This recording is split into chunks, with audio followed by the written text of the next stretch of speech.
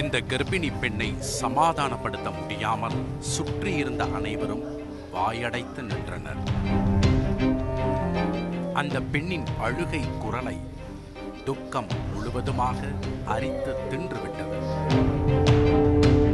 தன்னுடைய சக்தியை திரட்டி மனவேதனையை அனாத்திக் கொண்டிருந்தார் அந்த பெண்.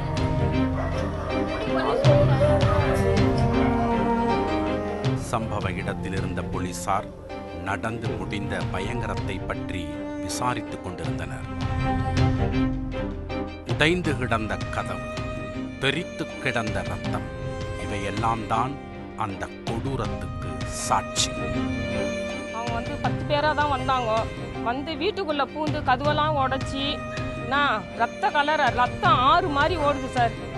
எல்லா இடமும் வீடு ஃபுல்லா அவன் வீட்டுக்குள்ள போய் ஒளிஞ்சிருக்கான். பாத்ரூம்ல வச்சு வெட்டியிருக்காங்க. வீட்டுக்குள்ள போய் கதவெல்லாம் உடைச்சி போட்டாங்க. ரோடெல்லாம் ரத்தம். கொல்லப்பட்டவர் ஆனந்த், 29 வயதாகிறது. சென்னை ஆர்கே நகரில் உள்ள சிவாஜி நகர் பகுதியைச் சேர்ந்தவர். இவருக்கு 2 வருடங்களுக்கு முன் திருமணமாகி ரோஜா என்ற மனைவி உள்ளார். அவர் தற்போது 3 மாதம் கர்ப்பிணியாக உள்ளார். ஆனந்த் ஒரு ரவுடி. இவர் மீது 13 கொலை வழக்குகள் நிலுவையில் உள்ளன. சம்பவம் நடந்தபோது ஆனந்த் அவரது வீட்டில் இருந்துள்ளார். கணவனுக்காக முட்டை தோசை வாங்க மனைவி வெளியே சென்ற நிலையில் திடீரென வீட்டுக்குள் புகுந்த 8 பேர் கொண்ட கும்பல் ஆனந்தை சரமாரியாக வெட்டி கொன்றுவிட்டு தப்பிச் சென்றிருக்கிறது. இந்த சம்பவம் தொடர்பாக போலீசார் வழக்கு பதிவு செய்திருக்கிறார்கள். முதற்கட்ட விசாரணையில் ஆனந்தின் அண்ணன் சுரேஷ் என்பவரை கடந்த ஜனவரி மாதம் கொருக்குப்பேட்டையைச் சேர்ந்த ரவுடி கார்த்திக் தனது நண்பர்களுடன் சேர்ந்து வெட்டி கொலை செய்திருக்கிறார். அண்ணன் கொலைக்கு ஆனந்த் பழி தீர்க்க நினைத்ததாகவும் இதனால் எதிர்த்தரப்பினர் இந்த கொலை செய்திருக்கலாம் என்று சொல்லப்படுகிறது. ஃபர்ஸ்ட்ல சுரேஷை வெட்டிட்டாங்க. அது அவன் எந்த பிரச்சனையும் இன்வால்வ் இல்லை. அது இன்வால்வ் இல்லைன்னு ஸ்டேஷனில் போய் சொல்லிட்டான். சொல்லிடுறதுக்கு அப்புறமும் இவங்க என்ன செஞ்சாங்க, அவனை வெட்டிட்டாங்க. திருப்பி இவன் எங்கே தம்பிக்காரன் இவனை வெட்டிட போகிறாங்கன்ட்டு இவனை இன்னைக்கு ஒரு 3 மாதம் கழிச்சு இவனை வெட்டிட்டாங்க. 3 மாதத்துக்கு முன்பு நடந்த தாக்குதலின் தொடர்ச்சியாக ஆனந்த் கொல்லப்பட்டிருப்பதாக அவரது உறவினர்கள் குற்றம் சாட்டுகின்றனர். காவல்துறையினரிடம் பலமுறை கூறியும் அவர்கள் மெத்தனமாக செயல்பட்டதன் விளைவுதான் இந்த கொலை என்று அவர்கள் கூறுகின்றனர். எந்த பிரச்சனையுமே இல்லை, இவங்களுக்கும் அவங்களுக்கும் எந்த பிரச்சனையுமே இல்லை, மின்விரோதமும் இல்லை. நாங்கள் கேட்டுட்டோம் எதனா மின்விரோதமானு. ஆனால் எங்கள் அக்கா பையன் பெரியவன் ஸ்டேஷனில் கூட போய் சொல்லலாம். ஆனால் நான் சார் நாங்கள் அந்த ஸ்டேஷனில் அவங்க அந்த கேஸுக்கும் எனக்கும் எதுவும் சம்மந்தம் இல்லை, நான் இல்லை அப்படின்னு சொல்லி கூட அவன் ஸ்டேஷனில் போய் கம்ப்ளைண்ட் கொடுத்தா போல. அவங்க எதுவுமே நடவடிக்கை எடுக்காத விட்டுட்டாங்க. விட்டதுனால தான் இன்னைக்கு சின்னவனை வெட்டிட்டாங்க. குற்றவாளிகளை கைது செய்த பிறகுதான் கொலைக்கான முழு காரணம் தெரிய வரும்.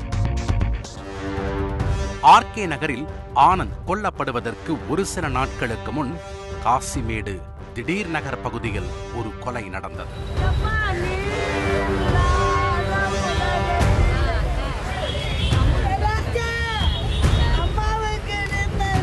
முன்னாள் ரவுடி தேசிங்கு ராஜா என்பவரை 5 பேர் கொண்ட கும்பல் வீடு புகுந்து வெட்டி கொன்றது. தேசிங்கு ராஜாவின் மகனுக்கும் ஒரு கஞ்சா கும்பலுக்கும் ஏற்பட்ட மோதலில் அந்த கும்பல் மகனுக்கு பதில் அப்பாவை தீர்த்து கட்டியிருக்கிறது. இந்த 2 கொலையிலும் காமனாக இருக்கக்கூடிய விஷயம், குற்றவாளிகள் அனைவரும் 17 முதல் 23 வயது உள்ளவர்கள். இளம் சிறார்கள் இது மாதிரியான கொடூர குற்றங்களில் ஈடுபடுவதற்கு முக்கிய காரணம் கஞ்சா.